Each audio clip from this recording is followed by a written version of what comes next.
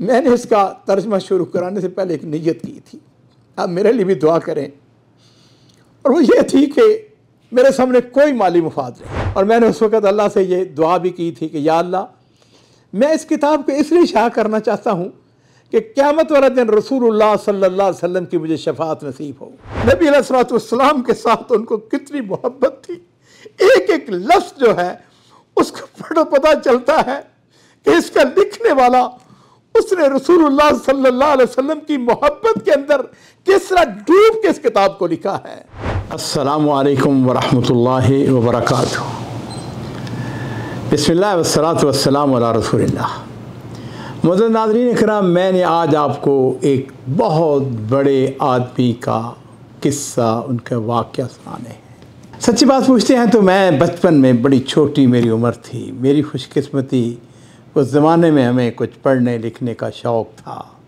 मैं जिस शख्सियत की बात करने लगा हूँ उनका नाम काज़ी मोहम्मद सुलेमान मंसूर पुरी। मुग़लिया दौर के अंदर दिल्ली में इनके आबा व अजदाद काज़ी थे और उनकी औलाद जो है वो भी काज़ी कहलाती थी। काज़ी साहब जो हैं ये मंसूर पुरी, मंसूर आबाद या मंसूरपुर एक शहर था जो कि रियासत पटियाला के अंदर एक बस्ती थी, वहाँ पैदा हुए। उनकी बेशुमार खूबियाँ, बेशुमार कारनामे, उनकी मैं अगर बातें करना चाहूँ, उनके वाक़यात सुनाना चाहूँ तो बड़े वाक़यात। एक ज़माने में मुझे इस शख्सियत को जानने पहचानने का बड़ा शौक़ पैदा हुआ। बहरहाल किस्सा मुख्तसर ये बात है वो ये है कि इनकी वलादत जो है ये 1867 मिलादी के अंदर हुई है। इनके वालिद मोहतरम जो थे वो नायब तहसीलदार थे। ये ख़ुद इंतहाई ज़हीन फ़तीन, माशाअल्लाह, ऊंचे लंबे कद के, गोरा रंग, हमेशा अचकन पहनते और बेहतरीन लिबास। और तरक्की करते करते एक वक्त आया जब रियासत पटियाला के ये जज बन जाते हैं। इसके बावजूद कि वो बहुत बड़े दाई थे, बहुत बड़े ऊंचे मुकाम पर फायज थे, लेकिन उनकी खूबी यह थी कि वो बड़े मरंजा मरंज, सुलाजू, ज़बान के अंदर तासीर, और आपके पास जो मिलता गया वो उनका वफ़ादार, उनका गर्विदा होता चला गया।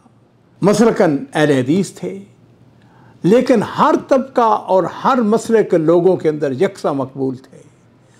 ये वो शख्सियत थी जो कि इल्म की नुमाइश पसंद नहीं करते थे, बाकायदगी से जुमा पढ़ाते थे, और वो मस्जिद जिसमें जुमा पढ़ाते थे, सुभान अल्लाह, आज भी उसमें 5 वक्ता नमाज होती है। नाज़रीन किराम, आपको यह तज्जुब होगा कि इस अजीम शख्सियत ने बठिंडा, उसमें क़याम के दौरान 7 मरतबा कुरान पाक मुकम्मल तर्जमा और तशरीह के साथ लोगों को पढ़ाया। उन्होंने अपने दौर में एक मुस्लिम हाई स्कूल भी बनवाया था। ये वो शख्स है जो कि अल्लाह का खौफ रखने वाला, अल्लाह का डर, अल्लाह के अलावा किसी के सामने झुकने वाला नहीं था। हुआ यूँ कि रियासत जो पटियाला है उसके कुछ आदाब थे। तो रियासत पटियाला के जो थे ना राजा साहब, वो लंदन गए हुए थे। अब जब लंदन से बड़े कामयाब तरीके से वापस आए तो उस वक़्त का दस्तूर था, तरीका था, और आज भी है कि जब बड़े लोग जो हैं वापस आते हैं तो उनका इस्तकबाल किया जाता है। लो जी, रेलवे स्टेशन के ऊपर उनके इस्तकबाल का प्रोग्राम बना। अब हुआ यूँ कि शहर के जो जितने बड़ी बड़ी शख्सियात थी ना, वो रेलवे स्टेशन के ऊपर खड़ी हैं। काजी साहब भी वहाँ पर, क्योंकि वो मजिस्ट्रेट थे, सेशन जज थे, वो भी वहाँ पे मौजूद थे। अब इस वाक़े के रावी जो है वो कहता है कि मैंने अपनी नज़र काजी साहब पर टिकाई हुई थी। मैं ये देख रहा था कि यह कहते हैं कि मैं अहले हदीस हूँ और मैं अपनी वो गर्दन जो है अल्लाह के अलावा किसी के सामने नहीं झुकाते। और उस वक़्त का मामूल ये था कि राजा के सामने उसको कॉर्निश बजा के लाते हैं, वो अपने सर को झुका देते थे लोग।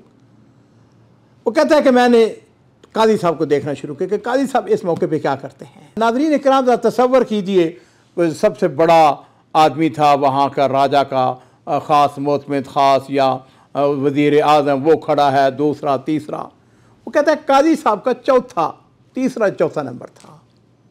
वो कहता है कि राजा साहब की गाड़ी जिस वक्त आके रुकी तो उसके साथ ही वो जब नीचे उतरे, हाँ जी, तो वो जो गवर्नर था या सॉरी उनका जो कह लीजिए वज़ीर आज़म था, वो झुक गया उनके सामने, उसे कॉर्नर पे डाल आया। दूसरा, तीसरा, अब बारी आ गई काजी साहब की।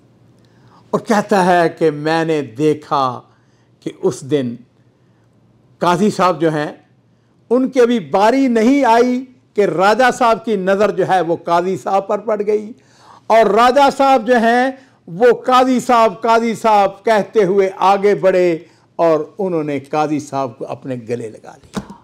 कहते हैं कि उस दिन मुझे अंदाज़ा हुआ कि अल्लाह अपने मुआहिद बंदों की किस तरह मदद करता है। काजी साहब हरगज़ उसके सामने उन्होंने अपनी गर्दन नहीं झुकाई है। अजीज़, काजी साहब के बेशुमार कारनामे, बहुत सारी बातें हैं। मुझे इस वक्त एक वाक़या याद आ रहा है कि अमानुल्लाह शाह था, ये तशरीफ़ लाए, ये अफ़गानिस्तान के सदर थे, ये हिंदुस्तान के दौरे पे आए, अंग्रेज़ दौर की बात है। लो जी, इन्होंने जुमे की नमाज़ पढ़नी थी। कहाँ पर? गालबन बम्बई के अंदर। तो बहरहाल अब काजी साहब उसके प्रोटोकॉल ऑफिसर मुकर्रर होते हैं। तो काजी साहब ने कहा कि मस्जिद के अंदर चूँकि एक बादशाह वक्त ने नमाज पढ़नी है तो लिहाजा क्या किया जाए, उनके लिए कालीन बिछाए जाए। लो जी, बेशकीमत की कालीन जो है मंजूर किए जाते हैं, कालीन बिछा दिए जाते हैं। बात का मुख्तसर करते हुए, जिस वक़्त अमानुल्लाह शाह जो हैं वो तशरीफ़ लाते हैं, उन्होंने जुमे की नमाज अदा की। जो मुखालफीन थे, जो हिंदू थे, उन्होंने शोर मचा दिया कि भाई मस्जिद से कालीन को उठा लिया जाए, बड़े कीमती हैं। अब यहाँ पे काजी साहब जो हैं वो अड़े आ गए। उन्होंने कहा नहीं, ये कालीन यहाँ से नहीं उठाए जा सकते। उन्होंने कहा क्यों नहीं उठाए जा सकते? अब यहाँ पे अदालत के अंदर मुकदमा चलता है, या बहरहाल जो भी वो उस वक़्त का अंग्रेज़ जो हाकम था उसके सामने बात पेश हुई। तो काजी साहब का इस्तदलाल ये था कि ये मस्जिद है, ये अल्लाह का घर है। जो चीज़ अल्लाह के घर को, मस्जिद को एक दफ़ा दे दी जाती है वो वापस नहीं ली जा सकती। चुनाचे उनकी जहानत, उनकी फतानत, उनके दलाल के सामने हुकूमत वक्त जो है वो झुक जाती है और मस्जिद को कीमती कालीन जो है वो उनको मिल जाते हैं। मैं बात करना चाहता था काजी साहब के हवाले से कि काजी साहब के बड़े कारनामे, और जिस बात ने मुझको बचपन में मुतासर किया वो उनकी शोरा आफाक किताब रहमतुल लिल आलमीन थी। मेरे लिए शर्फ की बात है कि मेरे जो दादा जान थे वो खत्तात थे, हमारा कबीला, मैं ख़ुद भी खत्तात हूँ, मेरे वालिद, मेरे दादा, परदादा सब जो हैं ये कुरान पाक के खत्तात थे और तफसीरें भी लिखी उन्होंने, उर्दू के भी खत्तात थे। मैंने अपनी आँखों से अपने दादा जान की किताबत शुदा रहमतुल आलमीन देखी हुई है। मेरा अजीज़ों, मेरे लिए ये शर्फ की बात है, मैं इस किताब को बचपन में पढ़ा। उस वक़्त कहाँ हम हाफजाबाद के रहने वाले, कैलियांवाला के रहने वाले, हमें उस वक़्त कहाँ ये अदराक था कि हम सऊदी अरब जाएंगे और वहाँ जाके दारुस्सलाम के नाम से इदारा बनाएंगे। बहरहाल ये अल्लाह की तौफीक, अल्लाह की शान है। जब मैंने इदारा बना लिया तो उस वक़्त मेरी ख्वाहिश हुई कि इस किताब का अरबी ज़बान के अंदर तर्जमा करना चाहिए। लो जी नाज़रीन किराम, एक बहुत अजीम शख्सियत थी, उनका नाम था डॉक्टर समीर अब्दुल हमीद इब्राहिम। ये इजिप्शियन थे, मिस्र के रहने वाले थे, लेकिन इन्होंने PhD कर रखी थी पंजाब यूनिवर्सिटी से। अब ये अजीम शख्सियत जहाँ जामिअत अल-इमाम में प्रोफेसर थे। अब मुझे सही तरीके से याद नहीं है कि मेरा उनके साथ कैसे रब्ता हुआ, लेकिन मेरी उनके साथ दोस्ती, वो हमारे पास तशरीफ़ लाते थे। जुमेरात को उनको छुट्टी होती थी तो जुमेरात को हमारा दफ्तर खुला होता था। वो तशरीफ़ लाते और मैं उस अजीम शख्सियत को खराज तहसीन पेश करूँगा। हमेशा रोज़े से जुमेरात वाले दिन रोज़ा रखते थे।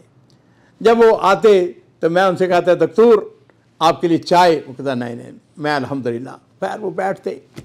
मैंने उनसे एक दिन जिक्र किया, मैंने कहा कि रहमतुल लिल आलमीन का 2 किताबें मुझे बड़ी पसंद थी, एक रहमतुल लिल आलमीन और एक अल फ़ारूक शिबली नवानी की। तो मैंने उनसे कहा कि जी मैं इनका अरबी ज़बान में तर्जमा करवाना चाहता हूँ। लो जी, अल्लाह जज़ाए खैर दे, उसको करोड़ों रहमतें करे, फौत हो चुके हैं। इन्होंने, मैंने जैसे कि अर्ज़ किया कि पंजाब यूनिवर्सिटी से इन्होंने उर्दू ज़बान के अंदर मास्टर कर रखा था, मेरे साथ उर्दू में गुफ्तगू करते थे।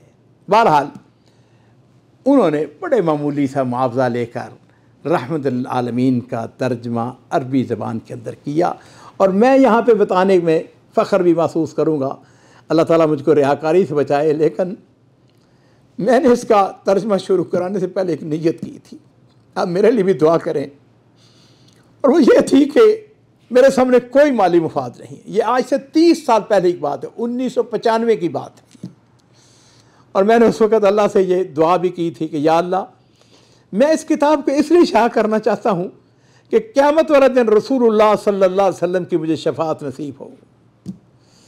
अल्हम्दुलिल्लाह वो किताब जो है शाया हो गई। लो जी, आम तौर पर यह होता है कि किताब जो है वो नाशरीन की ख्वाहिश होती है कि जल्द अज जल्द ये बिक जाए, फ़रोख्त हो जाए, लेकिन वो ज़्यादा पजीराई नहीं मिल सकी। अब मैं आपको बताता हूँ कि अल्लाह ताला किस तरह रहमतें करते हैं, फजल व करम करते हैं। अजीज़ो, मदीना यूनिवर्सिटी के जो स्टूडेंट हैं, पाकिस्तानी स्टूडेंट, वो हर साल एक प्रोग्राम करते हैं साल के आखिर पर। जो नए तलबा आते हैं उनको वेलकम करते हैं, जो जाने वाले होते हैं उनको अलविदा करते हैं। मेरे एक चचाजाद भाई थे, इब्राहिम कैलानी साहब, अब तो प्रोफेसर बन चुके हैं माशाअल्लाह, PhD भी करने वाले हैं, मौलाना अब्दुल सलाम कैलानी के साहबजादे। वो उस वक़्त मदीना यूनिवर्सिटी में पढ़ रहे थे, चूँकि वो मेरे रिश्तेदार थे, तो मैंने एक अल्लाह ताला से वादा कर रखा था कि इब्राहिम को मैंने ना नहीं करनी।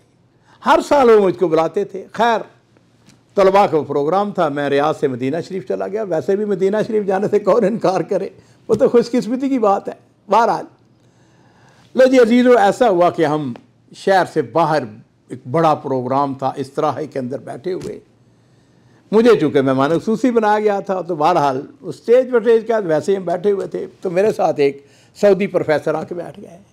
पता चला कि वो भी मेहमान हैं, मेहमान खुसूसी हैं।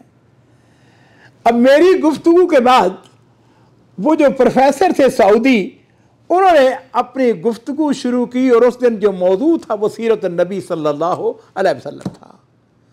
लो जी नाज़रीन किराम, उन्होंने किताब उठाई, और वो किताब कौन सी थी? रहमतुल लिल आलमीन थी। वही किताब जो मैंने शाया की थी। उन्होंने जो तलबा थे उनको दिखाते हुए कहा, अब अल्फाज जो हैं वो एग्जैक्ट याद नहीं, लेकिन उन्होंने उसकी बड़ी तारीफ़ की और कहा इस किताब का मुताला करें। जब मैंने उनकी ये बातें सुनी तो मैं क्या, अब्दुल मालिक तेरे पैसे पूरे हो गए, अल्हम्दुलिल्लाह सुम्मा अल्हम्दुलिल्लाह। मैं आपको बता नहीं सकता मुझे उसकी कितनी खुशी हुई।